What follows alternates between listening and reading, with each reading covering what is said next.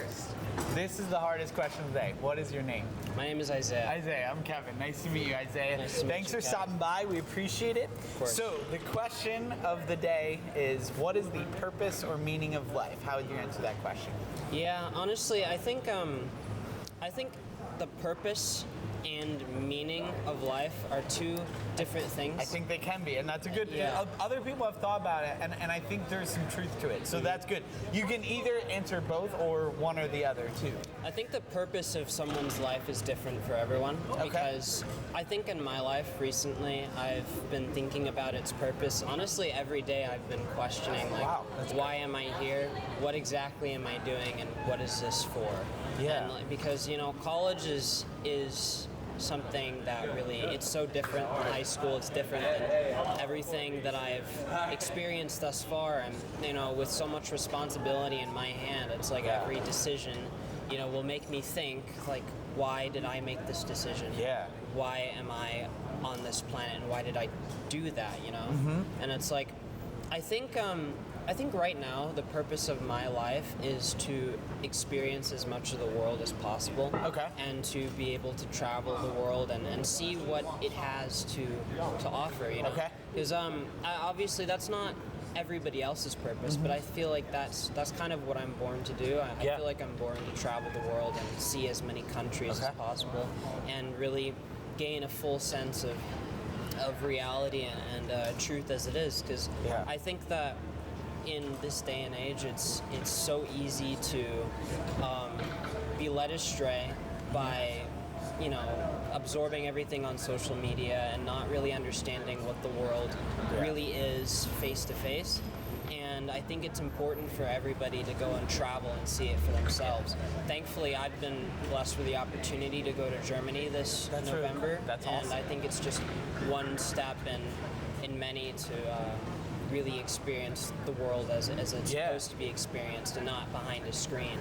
I think that's probably the most purposeful goal in my life so far, and I want to take that to the most extreme way it can. Yeah, thank you for sharing. And where did you grow up? Like, what's your background and story? Yeah, and where you came from? I'm from California. Okay, actually. California. So, You came all the way to the East Coast. I did, yeah. So it's quite a ways away, and I didn't always want to travel. Okay. But I actually, while walking downtown in my local town in California, I came across this little shop ran by this older Japanese man, and I was just exploring the town, but he decided to kind of give me his life story about how he grew up and what he did through life, and it turns out that he was he worked with NASA in Japan, and he also worked with Sony as a photographer, and he took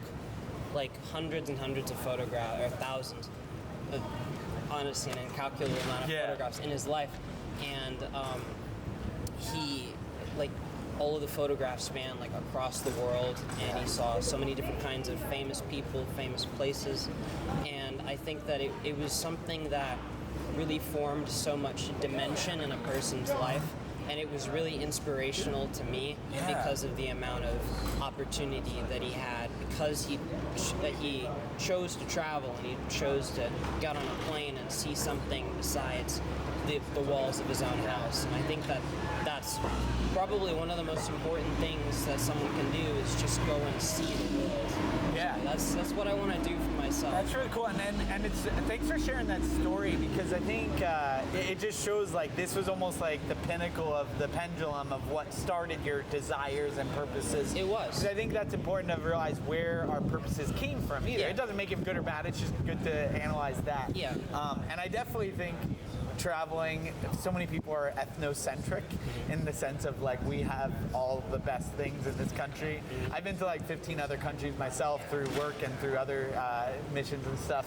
I love seeing other cultures. I'm going to India for 4.5 weeks in next awesome. month. I'm bringing my 3 and 1 year old. So again, I think that's a very admirable thing, and it will, as a result, see that humanity is so different from another in cultures, but also at the same heart so similar as well, because we're all in the same human race at large. Yeah.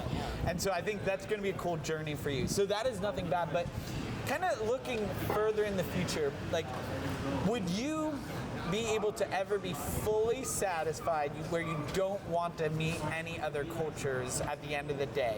And even if you look at other people's perspectives of purpose, because each person has a different purpose or trajectory of their life, can someone actually be satisfied in their purpose? What would you say to that? I don't think that's something that can truly be satisfied. Okay. I mean, I don't take it as like necessarily like hunger, you know. I mean, well, of course, I am hungry for that exploration, you know, to kind of be that explorer. But at the same sense, it's not like a drug. Yeah. Like, it's not. It's not bad. It's yeah, not exactly, like certainly. And I think that towards the end of my life, like, it's not when I'm on my deathbed. I'm not going to be like, oh my gosh, if I don't get to Zimbabwe, I'm going to like lose my mind. Yeah. But it's like, you know, it would have been nice to see every corner of the world, but it's not. As long as I have that drive to experience other places, I think that's what satisfies me. I don't think seeing every corner of the world is the quota that I need to meet to be satisfied. It's just that it's drive. not a quantitative, it's more of a qualitative of like drive to see it. Okay. Yeah. But like, so as humans, as we desire these things and trajectories, because we've asked this question a ton of times. A lot of times it's, actually you're the first person that was like, see the world. I felt that was really fascinating. A lot of times it's money, it's relationships, it's career, it's just even fun in general. Yeah. Like there's a level of like, yes, you can derive those things, but would you say, like each person has their own view, but would you say that there's an overarching purpose for all of humanity? What do you think about that? Because I think our trajectories we can choose and stuff, but would you say there's an overarching purpose for all humans? What do you think about that? That's really difficult to answer because if you want to do that, you have to take the personal experience out of everyone's life and you have to look at it from a very scientific perspective. Okay. And I mean, of course, you could probably boil it down and say the one purpose in life is to reproduce and, you know, have a child and pass that child down. Because that, or else humanity would be extinct. Yeah, exactly. So, okay. But at the same time, I feel like that's not really the important part of the meaning of life to really consider. Okay. Like if that's the meaning of life, then it's not even worth talking about. Okay. What do you think about like when going down even a little more the meaning of life? Because I think there is some difference between them, and that's fair. Like, what is the purpose of humanity here? Like, or the meaning of life here. So your purpose is to get like to as many cultures as possible, which is admirable. It's awesome. I actually have a desire similarly. I love like traveling to cultures and stuff. But what is the meaning behind that? Like, what is the source of that drive even?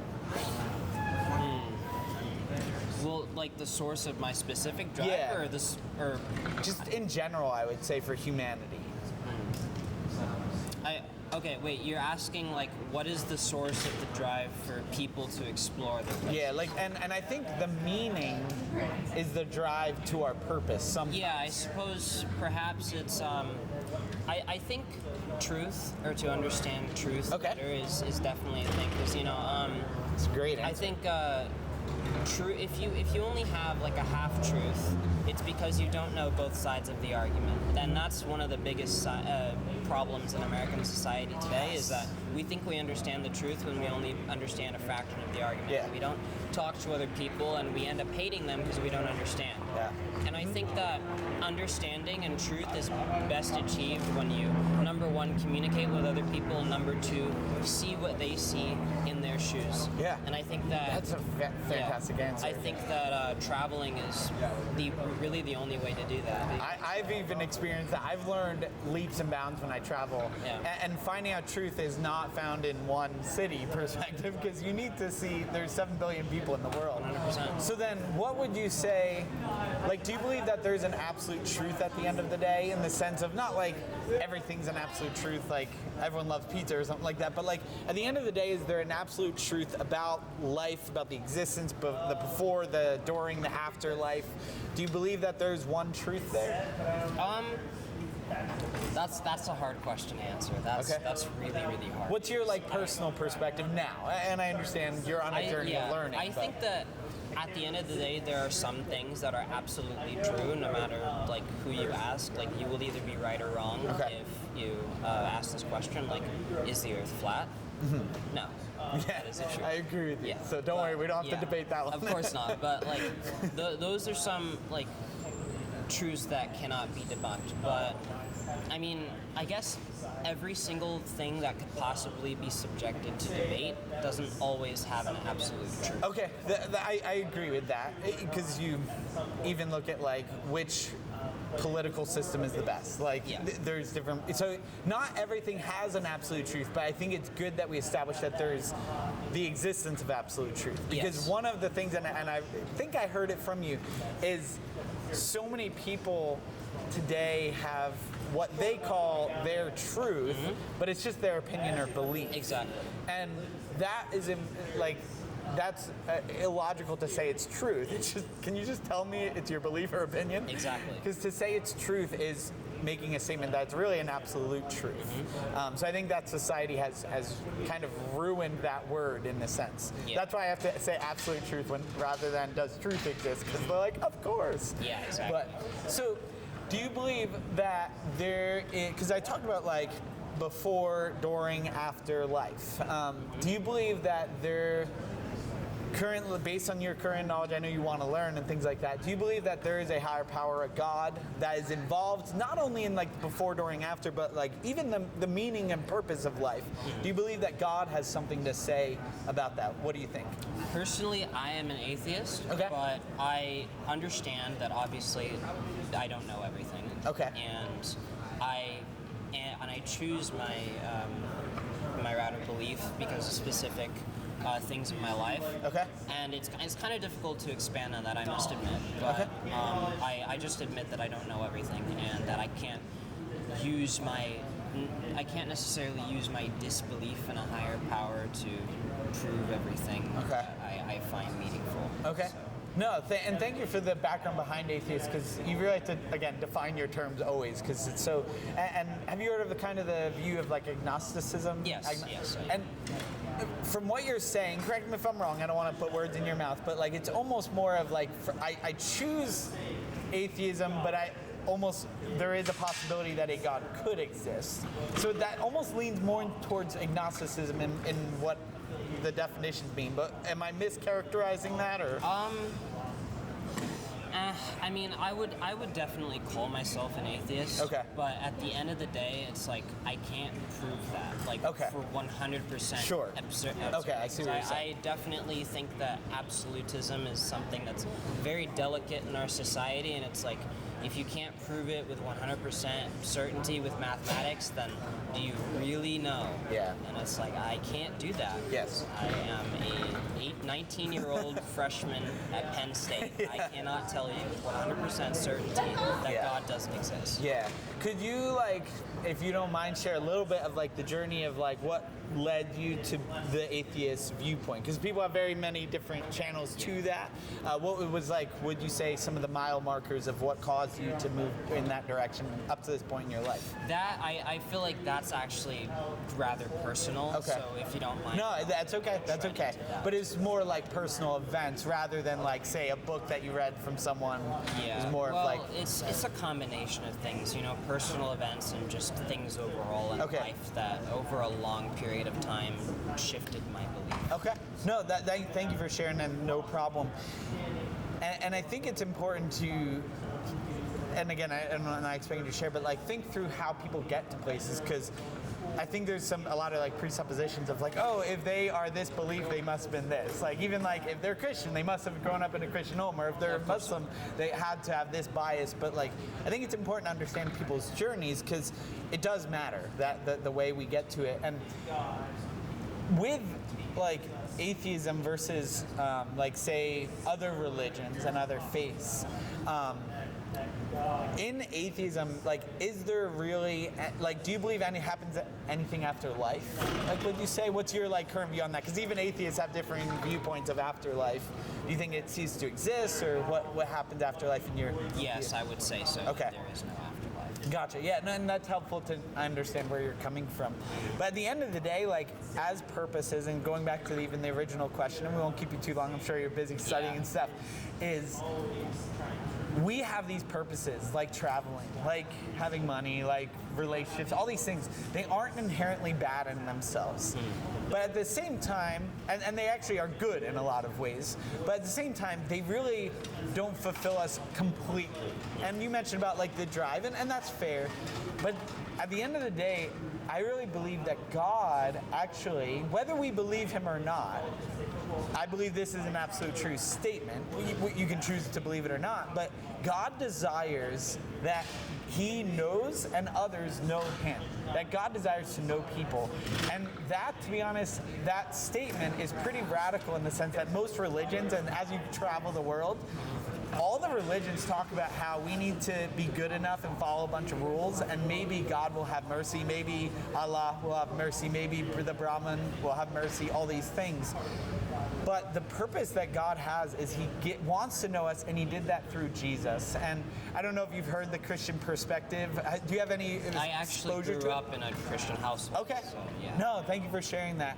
And so, and I don't know your specific experience, and that's okay, but many, I'm going to generalize a bit, many take the Christian religion and see it as a bunch of rules and a bunch of even empty promises because of suffering, death, because of things that happen. And for me, that was actually what led me away from Christianity. Rules and death, and it's like, how could God allow this to happen? What drew me back to God is that he loved me despite my disbelief, despite my doubt, despite my rejection of Christian faith, is that he pursued me. And Jesus himself died for those that actually killed him. That he said, Father, forgive them, for they know what they've done when they killed him. And so this truth that I believe is a purpose for all people is to know God is not just for Christians, it's for all people. And whether they choose to live in that purpose or not. But I just wanted to share with you that that is the purpose of all humanity. As you search the world, I would even consider, even in your atheist foundation right now, consider what the other religion says. Pursue what is true. You even said that we need to pursue truth. Yeah. And so I know you're at 19, you don't know everything, and I'm at 32 and I still don't know everything. I'm always still pursuing truth, reading the Quran, the Hindu Vedas, things like that. So don't give up on the idea that there could be a God, but then don't even settle for there could be a God, but who, if God exists, then who is he? Because there's so many religions, you're gonna see them all over the world. And I really believe, and I've read all those religions, that the Bible truly stands not only the test of time, science, archaeology, all these things, but it stands the test of it separates itself from other faiths, that it gives a purpose to know God. For anyone who turns and believes in Jesus, we can know God. But even in our know God, we can, as we know God, we don't have to like sit in a monastery. We can go visit the world. We can go have jobs, families, things like that. So does that make sense? Yeah, and I appreciate you telling me. I was planning on reading multiple religious texts to just give myself a better sense of what that is exactly. Honestly, a lot of Christians would think I'm insane for like saying like, yeah, you should. If we just believe because we're told to, I think it's pretty foolish. Yeah, you're absolutely right. And so when I first believed in Jesus, it was a combination of like people that showed me who Jesus is, scripture, and also experiences. So I didn't come to Jesus because of reading all the texts. But after I became saved, I was like, if I'm gonna make this my life journey, purpose, I wanna make sure it holds up against all other cultures, religions, philosophies, because I'm not putting my head out on the line of something that might not be true. And so that's why I actually tell people, yeah, do it carefully in the sense of like, they can't all be true and stuff, but the Bible will, if you're seeking truth, as crazy it sounds, I do believe that it will end up that Jesus is the answer. But so in that journey of truth, don't give up on pursuing what is true and good and perfect. Don't settle for second best or something like that. Make sense? Yeah. I appreciate the time. It was a really fascinating discussion.